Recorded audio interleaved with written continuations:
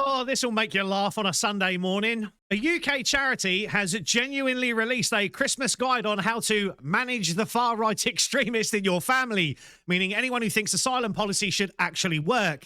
And wait until you hear the example answer they want you to give. It's pure fairy tale stuff.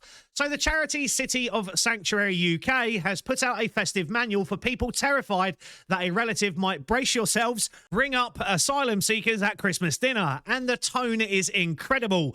They talk like you're dealing with a dangerous creature, not your own dad who reads the news. They warn of a sharp rise in far-right activity. Translation, ordinary British people asking basic questions. And their big advice, don't debate, don't challenge, don't use facts, just change the story. Literally, they say it's been shown that facts alone don't change minds.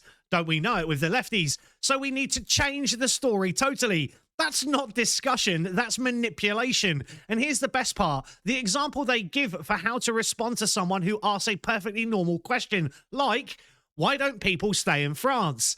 Here's their recommended answer. I suppose I'd ask myself what safety looks like to me. It's about feeling comfortable and accepted, being with friends and family. I wouldn't feel safe if I was alone in a country where I couldn't speak the language.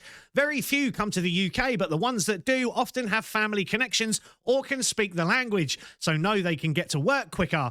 I know I'd definitely do the same. What a bunch of tripe. That is not an answer. That's a bedtime story. It completely dodges the actual question. This is the hypocrisy. The same activists who lecture everyone about listening, understanding, and bridging divides openly admit they don't want to listen at all. Their own advice is to talk around the question, avoid the facts, and steer the conversation back at your values. If someone on the right did that, they'd be accused of brainwashing or fascism. But when they do it, it's deep canvassing. And the funniest bit, they claim facts alone don't change minds. So instead, you should rely on emotional stories because apparently the British public are toddlers who need soothing narratives instead of data. Imagine telling millions of people facing real issues, housing pressure, stretched public services, rising costs, that the correct response is to ignore their concerns and reply with a fairy tale about feeling safe and being with friends. Maybe the real problem isn't families discussing asylum at Christmas. Maybe it's activists who are terrified of actual debate. If your worldview collapses the moment someone asks a basic question, maybe it's your story that needs changing.